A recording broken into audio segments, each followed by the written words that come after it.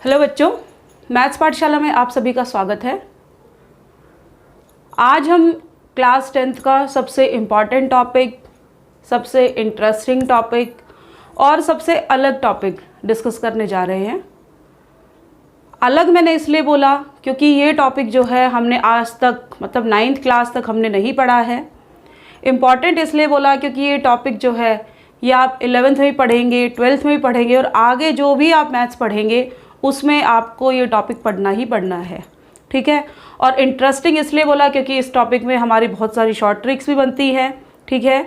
हालांकि बच्चों को ये टॉपिक बहुत टफ लगता है, लेकिन हम इसको ईजी बनाकर पढ़ेंगे विद शॉर्ट ट्रिक्स और एक इंटरेस्टिंग तरीके के साथ हम इस चैप्टर को पढ़ेंगे। तो इस टॉपिक को स्टार्ट करने से पहले आप इस क्लास को लाइक और शेयर ज़रूर कर दें ताकि और स्टूडेंट्स भी हमारे साथ जुड़ सकें और इस टॉपिक को पढ़ सकें। तो आज का हमारा टॉपिक जो हम पढ़ेंगे वो है ट्रिग्नोमेट्री। चलिए ट्रिग्नोमेट्री स्टार्ट करने से पहले एक एग्जांपल ले लेते हैं हम, ठीक है। क्योंकि जो भी टॉपिक हम पढ़ते हैं हम पहले उसको देखते हैं कि वो हमारे दैनिक जीवन में यानी कि डेली लाइफ में हम उसको कहाँ यूज़ करते हैं, ठीक है। दूसरी बात, हम उस पर ये भी सोचेंगे कि हमें इसमें पढ़ना क्या क्या है और किस तरीके से पढ़ना है, कैसे क्वेश्चन हमें करने हैं, कौन से क्वेश्चन हमारे इंपॉर्टेंट है, तो ये सारी चीज़ें हम करेंगे, ठीक है। तो पहली बात मैंने बोली कि हम एक एग्जांपल ले लेते हैं, ठीक है। मान लीजिए आप अपनी फैमिली के साथ जाते हैं कहीं बाहर घूमने, ठीक है। हम वो पॉइंट ले लेते हैं जहाँ आप घूमने गए। मान लीजिए कुतुब मीनार आप अपनी फैमिली के साथ देखने गए, ठीक है। अब हमको पता है कुतुब मीनार जो है वो बहुत ही ऊँची है और उसकी हाइट जो भी आज तक कैलकुलेट हुई है वो अप्रॉक्स होती है कि मतलब लगभग इतनी हाइट होगी, 8000 कुछ हाइट उसकी हमने आज तक पढ़ी है, ठीक है। अब क्या है कि जब हम कुतुब मीनार देखने गए, यानी कि आप कुतुब मीनार देखने गए, तो आप एक पॉइंट पर खड़े हैं और वहाँ उस पॉइंट से आप उसकी हाइट देख रहे हैं कि वो कितनी ऊँची है, ठीक है। अब हम उसकी हाइट को डायरेक्ट मेज़र नहीं कर सकते हैं, ठीक है ना। तो अगर मुझे उसकी हाइट पता करनी है तो मैं क्या यूज़ करती हूँ? ट्रिग्नोमेट्री, ठीक है। अब दूसरा एग्जाम्पल जो आप डेली करते हैं, जैसे आप फ़ोन में गाने सुनते हैं लीड लगा के, आई थिंक हर बच्चा गाना सुनता होगा, ठीक है। तो जो गाना की जो वेरिएशन आती है आपके पास, ठीक है, जो उतार चढ़ाव आते हैं, ठीक है, इस तरीके से जो वाइब्रेशंस चलती हैं सॉन्ग में, उसमें भी क्या यूज़ होती है? ट्रिग्नोमेट्री, ठीक है। और एक सबसे बड़ा एग्जाम्पल जो सीरियल्स में होता है, जब कोई बंदा बीमार हो जाता है ना, उसको हॉस्पिटल ले जाया जाता है तो उसके लिए दुआएं की जाती है कि ईसीजी मशीन, हे भगवान इसको ये फ्लक्चुएट हो जाती है तो मतलब दुआ लग गई और ये जिंदा हो गया। तो वहाँ पे भी जो ये फ्लक्चुएशंस आती है उस मशीन के अंदर और एकदम से ऐसे हो जाता है, फिर शुरू हो जाता है ना। तो इन सब में हमारी क्या यूज़ होती है? ट्रिग्नोमेट्री, ठीक है। ये तो था हमारा कि ट्रिग्नोमेट्री हमारी यूज़ कहाँ होती है, ठीक है। अब हम देखते हैं कि ट्रिग्नोमेट्री होता क्या है, ठीक है। अब देखिए, किसी भी साइड को मेज़र करने के दो तरीके होते हैं, ठीक है। जैसे मैंने आपको कुतुब मीनार दिया कि उसकी हाइट हमें नापनी है तो हम ट्रिग्नोमेट्री यूज़ करते हैं, राइट। अब दो तरीके से होते हैं, एक होता है डायरेक्ट मेजरमेंट, एक होता है इनडायरेक्ट मेजरमेंट। तो ट्रिग्नोमेट्री जो है वो हमारा इनडायरेक्ट मेजरमेंट होता है, ठीक है। यानी कि अगर मुझे साइड पता करनी है तो एंगल्स मुझे पता होना चाहिए और एक साइड मुझे पता होनी चाहिए, तब मैं उसकी थर्ड साइड बता सकती हूँ। अब हम देखते हैं कि ट्रिग्नोमेट्री होता क्या है। देखिए मैंने यहाँ पे लिखा भी है ट्रिग्नोमेट्री जो है वो 3 शब्द से मिलके बना है, ट्राई प्लस गोन प्लस मेट्रॉन, ठीक है। ट्राई का मतलब हम जानते हैं 3 है, गोन का मतलब होता है साइड और मेट्रॉन का मतलब होता है मेजर। मतलब अब देखो 3 साइड, मैंने बोला 3 साइड यानी कि 3 भुजाएं। अब इतना तो अंदाज़ा हो गया है कि ट्रिग्नोमेट्री लगेगी तो किस पे लगेगी? ट्रायंगल पे लगेगी, ठीक है। यानी कि 3 साइड्स का मेज़र वो होती है हमारी ट्रिग्नोमेट्री। और ये ग्रीक वर्ड है, इसको हिंदी में हम बोलते हैं त्रिकोणमिति, यानी कि 3 भुजाओं का मेजरमेंट इज नॉन एज त्रिकोणमिति और इंग्लिश में इसको बोलते हैं ट्रिगोनोमेट्री, ठीक है। और इसकी जो एग्जैक्ट डेफिनेशन है कि एक ट्रायंगल के अंदर साइड्स और एंगल्स के बीच में, यानी कि भुजाओं और कोण के बीच में जो संबंध हम ज्ञात करते हैं वो हमारी होती है ट्रिगोनोमेट्री, ठीक है। ये तो थी हमारी डेफिनेशन। जो हमें आज तक दी गई है ट्रिग्नोमेट्री, यानी कि एंगल और साइड के बीच में रिलेशन, यानी कि कोण और भुजाओं के बीच में रिलेशन। ठीक है, अब हमने एक एग्जांपल लिया कि ये कुतुब मीनार थी, ठीक है, और यहाँ पे आप खड़े हैं, है ना, यानी कि कुतुब मीनार ये हो गई और यहाँ पे आप खड़े हैं, तो और मुझे इसकी हाइट पता करनी है, ये मुझे पता करनी है। ठीक है, तो मैंने आपको बोला कि हम इसमें ट्रिग्नोमेट्री यूज़ करते हैं। अगर आप इस फिगर को ध्यान से देखेंगे तो क्या ये राइट एंगल ट्राइंगल नहीं बन रहा है, यानी कि समकोण त्रिभुज नहीं बन रहा है। ठीक है, इसका मतलब हम यहाँ से क्या कह सकते हैं कि ट्रिग्नोमेट्री जो है वो हमेशा समकोण त्रिभुज पर लगेगी, यानी कि ट्रिग्नोमेट्री हमेशा राइट एंगल ट्राइंगल पर लगेगी। ठीक है, यानी कि फर्स्ट पॉइंट तो मेरा हो गया है कि ये हमेशा राइट एंगल ट्राइंगल पर लगेगी, यानी कि समकोण त्रिभुज। ठीक है, ये आपको बिल्कुल क्लियर होना चाहिए। फिर से रिपीट कर देती हूँ, ट्रिग्नोमेट्री हमेशा राइट एंगल ट्राइंगल पर ही लगती है। ठीक है, आप इस पॉइंट को याद रखें। अब हम थोड़ा सा समकोण त्रिभुज के बारे में देख लेते हैं कि समकोण त्रिभुज होती क्या है। हम स्टार्ट करते हैं अपना समकोण त्रिभुज से। अब समकोण त्रिभुज वो त्रिभुज होती है जिसका एक एंगल 90 डिग्री का होता है। ठीक है, ये मैंने एक समकोण त्रिभुज बना दी ए बी और सी, और इसका एक एंगल यानी कि ये वाला एंगल जो है वो मेरा क्या है 90 डिग्री है। ठीक है, अब यहाँ पे दो चीज़ें हम बोलते हैं कि side opposite to angle A, side adjacent to angle A. ठीक है, इसको हिंदी में पढ़ लेते हैं कि साइड अपोजिट, इस एंगल के अपोजिट कौन सी साइड है। ठीक है, और इस एंगल के साथ कौन सी साइड बन रही है। जरूरी नहीं है वो एंगल ए हो, वो सी भी हो सकता है। और जनरली जब हम ट्रिग्नोमेट्री पढ़ते हैं तो हम उस एंगल को थीटा मान लेते हैं, तो हम ये एंगल मान लेते हैं कि ये मेरा एंगल थीटा है। ठीक है, अब याद करने की बात क्या है, 90 डिग्री के सामने वाली जो साइड होती है, ठीक है, 90 डिग्री के सामने वाली साइड आपकी होती है हाइपोटेन्यूज। ठीक है, यानी कि कर्ण। ठीक है, इसको याद रखें कि 90 डिग्री के सामने वाली जो भुजा होती है वो हमारी होती है हाइपोटेन्यूज। मैं यहाँ लिख देती हूँ सामने वाली। ठीक है, यहाँ भी लिख देती हूँ 90 डिग्री के सामने वाली साइड आपकी कर्ण होती है, याद रखें इसको। उसके बाद जो मेरा एंगल है थीटा, मान लो ये मैंने एंगल थीटा माना है, इसके सामने वाली जो भुजा होगी 90 डिग्री के सामने वाली जो भुजा होगी वो हमारी होती है परपेंडिकुलर। ठीक है, और हिंदी में हम इसको बोलते हैं लंब, और हम इसको डिनोट करेंगे पी से, इसको हम करेंगे एच से। ठीक है, और थीटा के साथ वाली जो भुजा होती है, थीटा के साथ वाली भुजा वो हमारा होता है आधार। ठीक है, और इंग्लिश में हम इसको बोलते हैं बेस, और हम इसको रिप्रेजेंट करेंगे बी से। ठीक है, समझ आ गया। अब ये तो मैंने पढ़ा जब मैंने थीटा यहाँ पे लिया। अब मैं क्या करती हूँ, एक ट्रायंगल और ले लेती हूँ ए बी और ये सी। ये तो 90 डिग्री हो गया है ना। ठीक है, अब क्या हुआ, ये थीटा मैंने यहाँ लिया था, अब मैं इस थीटा को यहाँ ले लेती हूँ। ठीक है, अब यहाँ से देखते हैं क्या बेस होगा, क्या हाइपोटेन्यूज होगा, क्या परपेंडिकुलर होगा। ठीक है, चलिए, हमने ये बोला था कि 90 डिग्री के सामने वाली भुजा, 90 डिग्री के सामने वाली भुजा क्या होती है, कर्ण होती है, यानी कि एच होता है। पता लग गया, और ये सबसे बड़ी भुजा भी होती है। ठीक है, सेकेंड पॉइंट मैंने आपको बोला कि थीटा के सामने वाली भुजा, यहाँ लिखते हैं हम थीटा के सामने वाली भुजा,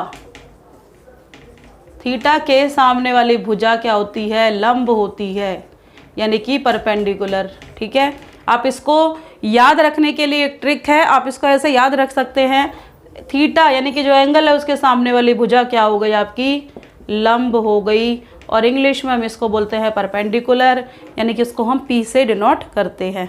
ठीक है, अब थीटा के साथ वाली भुजा क्या होता है, आधार होता है, तो ये मेरा हो गया आधार, यानी कि ये हो गया मेरा बेस।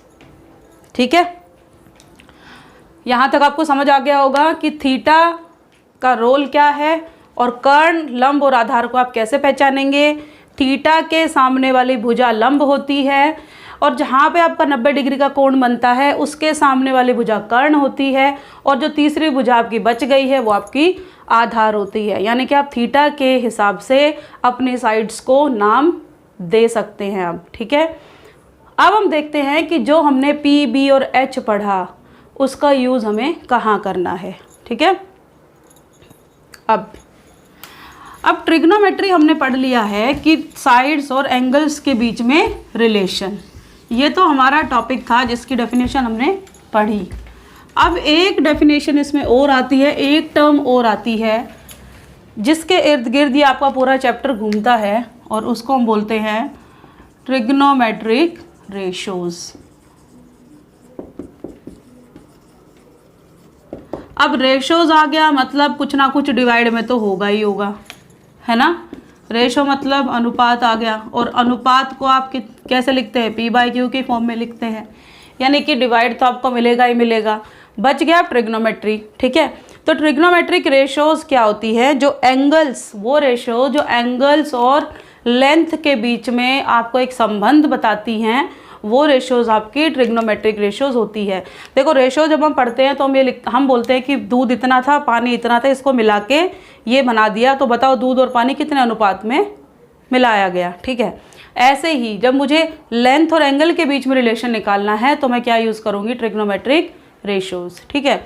अब ट्रिग्नोमेट्रिक रेशोज़ आपकी 6 तरीके की होती हैं। सबसे पहली आपकी हो गई sine theta, theta is the angle, और ये ए भी हो सकता है, बी, सी, जनरली हम थीटा ही यूज़ करते हैं, ठीक है। Second is cos theta, third tan theta, fourth is cosecant theta, fifth is secant theta and sixth is cot theta, ठीक है। अब ये तो हमारे ट्रिग्नोमेट्रिक रेशोज़ हो गई, ठीक है। अब इसको लर्न कैसे करना है वो देखते हैं। एक ट्रायंगल बना लेते हैं पहले, ए, बी और सी। ये एंगल मेरा थीटा है, तो अब अपनी साइड्स को आप बताएंगे कि हम इसको कैसे डिनोट करें, और आप भी कीजिए साथ साथ।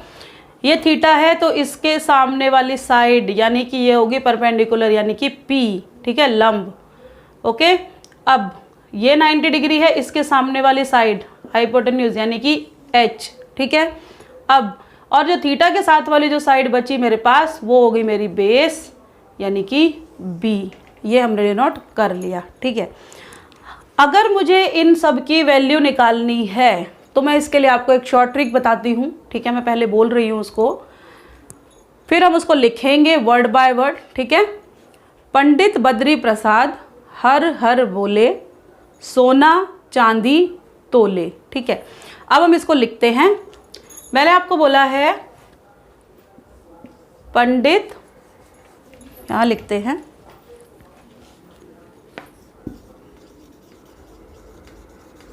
पंडित बद्री प्रसाद हर हर बोले, और फिर मैंने आपको एक लाइन बोली सोना चांदी तोले। ये हमने लिख दिया, ठीक है। अब हम क्या करेंगे, इसका फर्स्ट लेटर उठा लेते हैं, P B P, H H B और एस सी टी, ठीक है। अब इसको हम यहाँ लिख देते हैं साइड में, P B P H H B और डिवाइड लगाएंगे हम बीच में, ठीक है। और अब आया सोना चांदी तोले, ठीक है, सोना चांदी तोले, हो गया। इसको रब कर देते हैं क्योंकि हमने फर्स्ट लेटर लिख लिया है इसका। अब देखते हैं, अब देखो आपको यहाँ से डायरेक्ट वैल्यूज़ पता चल जाएंगे इन सब की ट्रिग्नोमेट्रिक रेशियोज़ की, कि एक ट्रायंगल से हम इन सब की वैल्यूज़ कैसे लिखते हैं। ध्यान से देखिए, देखो ये S का मतलब है साइन थीटा, ठीक है, C का मतलब है कोस थीटा और T का मतलब है टेन थीटा, ठीक है। अब साइन यहाँ पे है तो इसका उल्टा मुझे मिलता है कोसिकेंट थीटा, ठीक है। कोस का उल्टा होता है सीकेंट थीटा और टेंजेंट का उल्टा होता है कॉट थीटा, ठीक है। अब इसकी वैल्यूज़ हम लिखते हैं। देखिए साइन थीटा, यही आपको कुछ नहीं करना है, आपके 6 फॉर्मूले यहीं से आ जाएंगे, ठीक है। सिर्फ आपको इतना याद रखना है, पंडित बद्री प्रसाद हर हर बोले सोना चांदी तोले, ठीक है।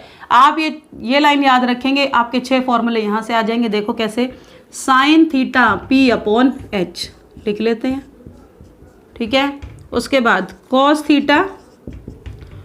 थीटा इज B/H, ठीक है। उसके बाद टेन थीटा इज P/B हो गया। अब हमने आपको बताया था कि कोसिकेंट थीटा साइन थीटा का उल्टा होता है, तो इसी के साइड में लिख लेते हैं ना, कोसिकेंट थीटा इक्वल टू, अब उल्टा करो, H/P, ठीक है। Secant theta H/B, cot theta B/P। मिल गए 6 फॉर्मूले, है ना। इजीली आपको समझ में आ गया कि जब मैं एक ही लाइन याद करने से मेरे पास 6 फॉर्मूले आ गए, ठीक है। इसको हम शॉर्ट ट्रिक भी बोल सकते हैं, P/H sine theta, B/H cos theta, P/B tan theta और कॉसिकेंट थीटा साइन थीटा का उल्टा होता है, ठीक है। सीकेंट थीटा कॉस थीटा का उल्टा होता है, कॉट थीटा टेंजेंट थीटा का उल्टा होता है। यानी कि अगर मैं इन वैल्यूज़ का उल्टा कर दूंगी तो मुझे ये वाली वैल्यूज़ मिल जाएंगी, ठीक है। अब ये थी मेरी 6 ट्रिग्नोमेट्रिक रेशियोज़ और ये इनसे रिलेटेड इनके फॉर्मूलेज। अब इससे रिलेटेड हम क्वेश्चन देखते हैं, एक क्वेश्चन करते हैं इनसे रिलेटेड, फॉर्मूले लिखे रहेंगे यहाँ पे। मेरा क्वेश्चन है कि मुझे टेंजेंट ए दे दिया 4/3, ठीक है, और मुझे और ट्रिग्नोमेट्रिक रेशियोज निकालनी है। तो हम एक ट्रायंगल बना लेते हैं पहले तो, ABC। अब मुझे क्या दे दिया है इसने, टेंजेंट ए दे दिया 4/3, ठीक है। अब यहाँ से मुझे देख के बताओ, टेंजेंट थीटा हमारा क्या होता है, P/B होता है। फॉर्मूला हमारा यही है, tangent theta equal to P/B, यानी कि ये हो गया मेरे पास P और ये हो गया मेरे पास B। समझ आ गया। यहाँ से मैंने फॉर्मूला देख लिया है, शॉर्ट ट्रिक से हमने निकाला था P/B, तो 4/3 इक्वल टू P/B। अब अगर मैं इनको कंपेयर करूँ तो P कितना है मेरे पास, 4 है, ये P है, P था, ये एंगल थीटा है और उसके सामने वाला क्या होता है, लंब, और B कितना है मेरे पास 3, यानी कि ये मेरे पास आ गया 3, ठीक है। अब देखो, अगर मुझे ट्रिग्नोमेट्रिक रेशियो सारी निकालनी है, यानी कि ये मेरे को दे दी और सारे निकालने, तो मुझे H भी तो चाहिएगा। तो सबसे पहला काम हम H निकालेंगे, यानी कि ये मुझे निकालना पड़ेगा, है ना। और हमें पता है जो कर्ण होती है वो सबसे बड़ी भुजा होती है, पहली बात। दूसरी बात, पाइथागोरस थ्योरम हम सबको पता है, ठीक है, लगाते हैं पाइथागोरस।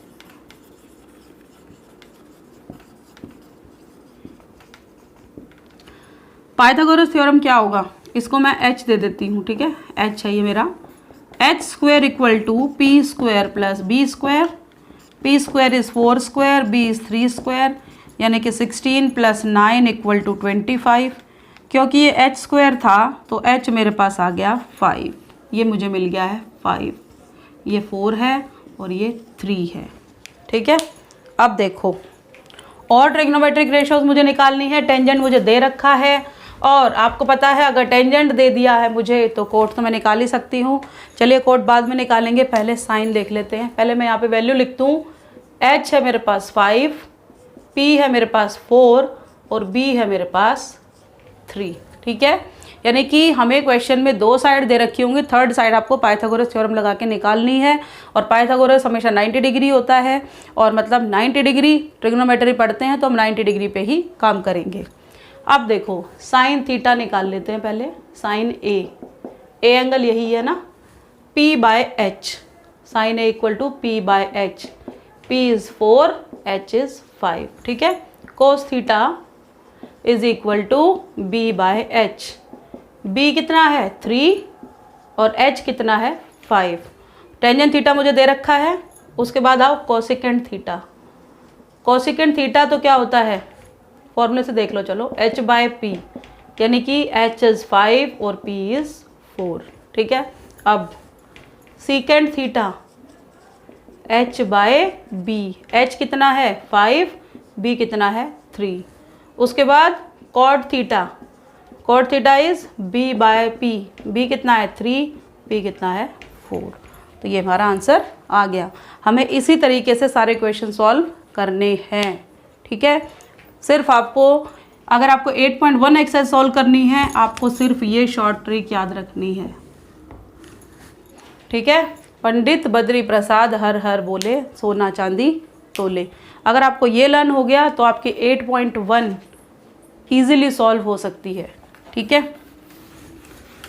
अब और क्वेश्चन देख लेते हैं इसी टाइप के।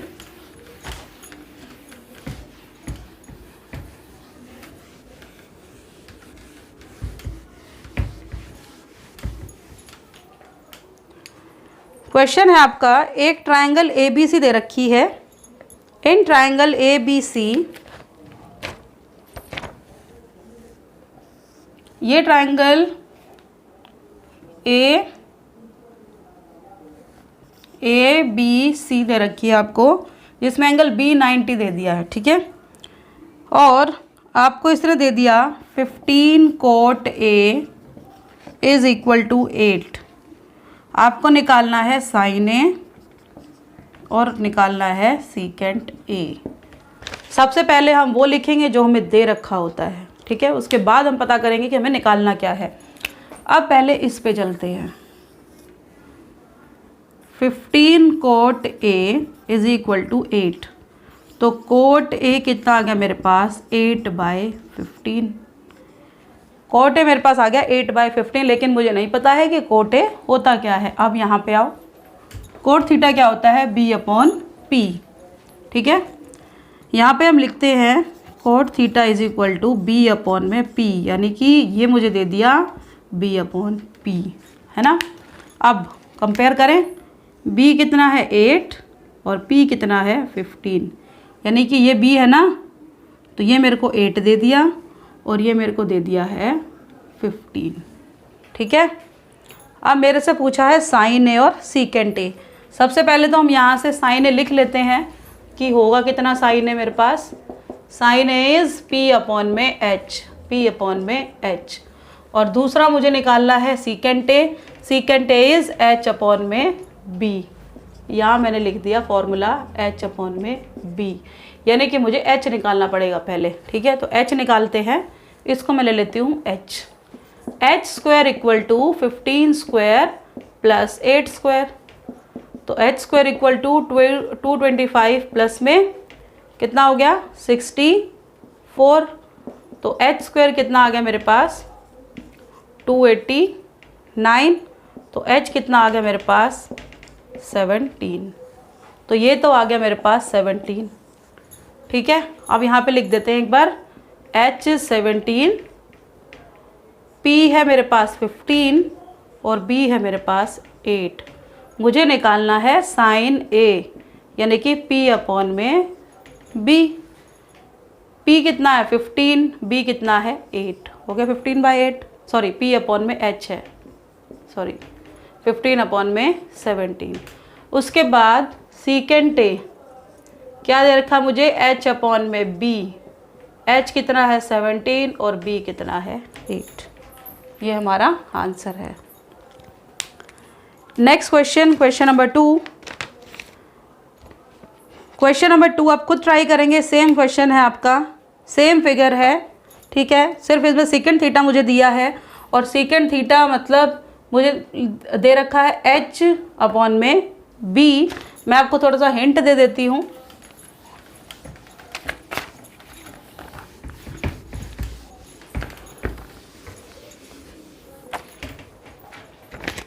सीकेंट थीटा आपको दिया है secant theta equal to 13/12, figure same है। अब देखो यहाँ से सीकेंट थीटा क्या है, h/b, यानी कि ये हो गया h/b। h दे दिया मेरे को 13 और b मुझे दे दिया 12, ये निकालना है। अब BC मुझे निकालना है, मतलब क्या होगा, h² माइनस b² होगा, ठीक है। h² इज़ 13² माइनस 12², 169 माइनस 144, ये आ गया √25 और ये आ गया 5, तो ये मेरे पास आ गया 5। अब मुझे और सारे ट्रिग्नोमेट्रिक रेशियोज निकालनी है, यानी कि आपको साइन थीटा निकालना है, कॉस थीटा निकालना है, टेन थीटा निकालना है, कोसिकेंट थीटा निकालना है और कॉट थीटा निकालना है। चलिए निकाल लेते हैं। अब sine theta is P/H, P/H, पहले फॉर्मूला लिख लेते हैं, B/H, B/H। Tan theta is P/B, cosecant theta उल्टा यानी कि H/P, cot theta H/B, sorry B/P, ठीक है। अब P कितना है 5, H कितना है 13, B कितना है 12, H है 13, P कितना है 5 और B है मेरे पास 12, H इज़ 13, P इज़ 5 और कॉट थीटा B/P यानी कि 12/5। अब एक चीज़ यहाँ से अगर आप देखें, साइन थीटा 5/13, कोसिकेंट थीटा 13/5, तो मतलब क्या है कि कोसिकेंट थीटा क्या है 1/sin थीटा, है ना, यही निकला यहाँ से, उल्टा है। अब ये दोनों अगर आप देखोगे, ये 5/12 और ये 12/5, यानी कि टेन थीटा क्या है 1/cot थीटा, है ना। अब इनको देख लेते हैं, कॉस थीटा 12/13 और ये 13/12, तो यहाँ से एक फॉर्मूला हम लिख सकते हैं कि जो सीकेंट थीटा है वो किसका उल्टा होता है, कॉस थीटा, ठीक है। तो ये फॉर्मूले भी आपको लर्न रखने हैं, कोसिकेंट थीटा साइन थीटा का उल्टा, टेन थीटा कॉट थीटा का उल्टा, सीकेंट थीटा कॉस थीटा का उल्टा, ठीक है। अब हम चलते हैं नेक्स्ट क्वेश्चन पर, थर्ड क्वेश्चन।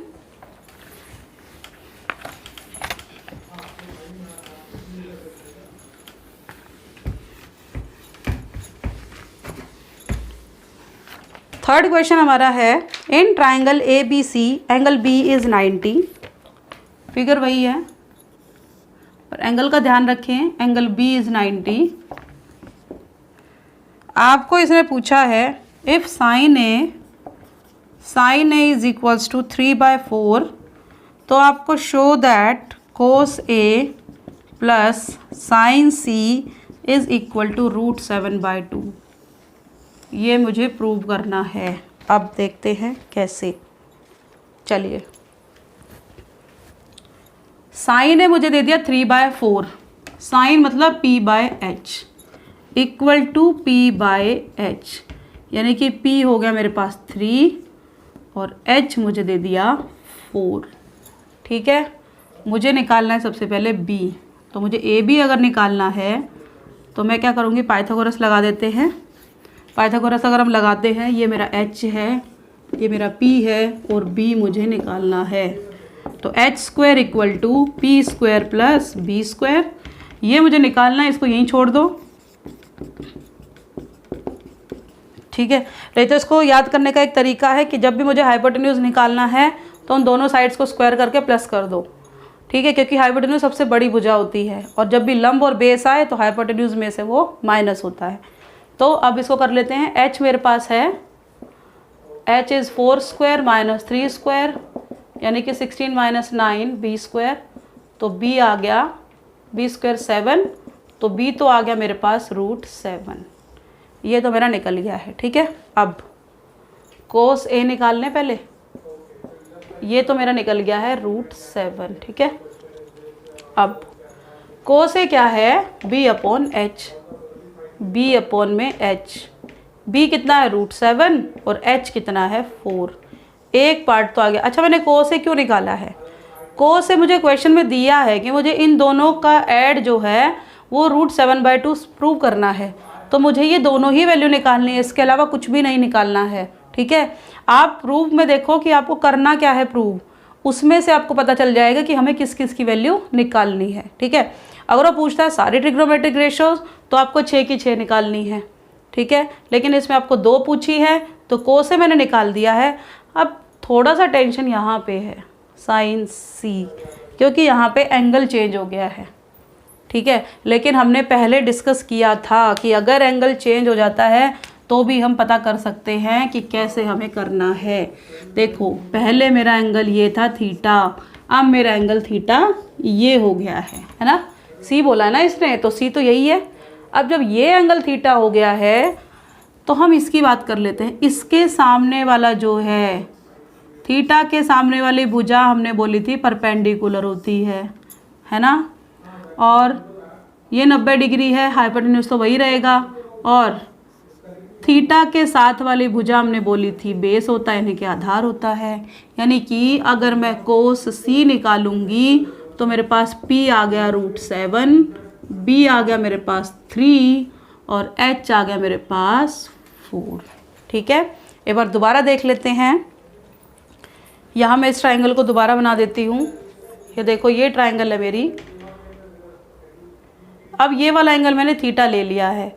थीटा के सामने वाली भुजा मैंने बोली थी लंब होती है, यानी कि P है ना, और थीटा के साथ वाली भुजा मैंने बोली थी आधार, यानी कि बेस। अब इस ट्राइंगल को उससे कंपेयर कर लो। B की जगह वहाँ पे मैंने लिखा है 3, तो इसलिए मैंने यहाँ पे लिखा 3। H की जगह मैंने लिखा है 4। ठीक है, और P मेरा √7 आ गया। ठीक है, अब अगर यहाँ से मुझे कोस सी निकालना है तो क्या होगा, B/H, यानी कि cos C is B/H, B is 3 and P is √7, और कोस ए सॉरी साइन सी निकालना होगा ना हमको, हाँ साइन सी निकालना है, साइन सी यानी कि P/H, यानी कि √7/4। ठीक है, अब जो हमें नहीं चाहिए एक बार उसको हटा देते हैं। 2 वैल्यूज़ मुझे चाहिए थी, कोस ए और साइन सी। आगे कोस ए प्लस साइन सी, इनको ऐड करना है। ठीक है, यहाँ पे लिख लेते हैं cos A is √7/4, sine C is √7/4। इन दोनों को प्लस करना है, √7/4 प्लस √7/4, और देखो LCM 4 आ गया, √7 प्लस √7, यह आ गया 2√7/4, यानी कि √7/2, हैंस रूट। ठीक है, ठीक है, ये हमारा क्वेश्चन है। तो अगर आपको थीटा दूसरा एंगल दे दिया जाए तो कंफ्यूज नहीं होना है, सिर्फ आपको एक पहचान याद रखनी है कि थीटा के सामने वाला एंगल आपका परपेंडिकुलर, ठीक है, सॉरी साइड परपेंडिकुलर, और थीटा के साथ वाली साइड आपकी बेस होती है। ठीक है, और हाइपोटेन्यूज हमारी सबसे बड़ी फिगर होती ही है। क्वेश्चन नंबर 4 आपको दिया है इन फिगर, ये आपको फिगर दे दी, बहुत इजी क्वेश्चन है, सब कुछ क्वेश्चन में दे ही रखा है आपको। मेरे को दे दिया find tangent P minus cot R। ठीक है, ये मुझे निकालना है। चलिए देख लेते हैं। सबसे पहला काम तो मुझे ट्रायंगल की तीनों साइड्स फाइंड करनी है। ये नहीं है मेरे पास तो इसको निकाल लेते हैं पहले। ये बड़ी साइड है इसका स्क्वायर माइनस छोटी साइड का स्क्वायर, ये हम पहले भी निकाल चुके हैं। 169 माइनस 144 यानी कि √25 = 5, ये तो आ गया 5। ठीक है, अब क्वेश्चन में देखो निकालना क्या है, टेंजेंट P और कोट R। अब इसके नेमिंग कैसे दे रखी है इन्होंने, P Q और ये R है। ठीक है, अब सबसे पहले P की बात कर लेते हैं। ये एंगल थीटा है, ठीक है, 4 एंगल P, ध्यान से देखना, एंगल P की बात कर रहे हैं। थीटा के सामने वाली साइड मैंने बोली आपको परपेंडिकुलर होती है, यानी कि P कितना है 5, है ना। उसके बाद थीटा के साथ वाली साइड आपका बेस होता है, यानी कि B इज़ 12, और ये तो H है ही 13 सेंटीमीटर, ठीक है। अब इसी के पैरेलली हम R की बात कर लेते हैं तो और भी ईजी हो गया। अब इसको थीटा मान लेते हैं 4R। इसके साथ तो क्या है, जो इसके साथ वाली साइड होगी वो B हो गया, ठीक है। इसके सामने वाली P हो गया, और हाइपोटेन्यूज आपका 13 है। अगर आप इन दोनों को देखें, कंपेयर करें तो देखो 12 5 P 5 P 12 B 12 और B 5, यानी कि ये दोनों जो है जब एंगल बदलता है तो हमारा जो आधार और लंब है वो इंटरचेंज हो जाता है, ठीक है। अब मुझे निकालना है tangent P। Tangent P upon B। P कितना है 5, B कितना है 12। उसके बाद मुझे निकालना है cot R। Cot R formula देखो B अपॉन P, यानी कि B अपॉन P, और B कितना है 5 और P कितना है 12। यही है फॉर्मूला है B अपॉन P, यानी कि B अपॉन P 5/12 और ये भी 12। अब मुझे करना है इनको माइनस, दोनों कट गए, आंसर इज 0, ठीक है। ये कुछ क्वेश्चंस थे हमारी वर्कशीट के, ठीक है। जो DOE की वर्कशीट हमारी है, वर्कशीट नंबर 30, ये हमारी एक्सरसाइज थी जो हमने सॉल्व की। 4 क्वेश्चंस हमें दे रखे थे जो हमें ट्राई करने थे, ठीक है।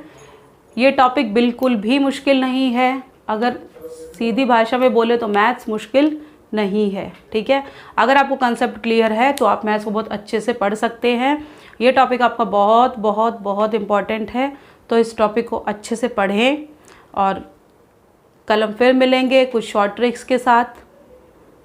तो आज के लिए आपकी वर्कशीट कंप्लीट हमने डिस्कस कर ली है, तो आप इस क्लास को लाइक, शेयर और सब्सक्राइब ज़रूर कर लें ताकि लेटेस्ट वीडियो की जानकारी आपको मिल सके। धन्यवाद।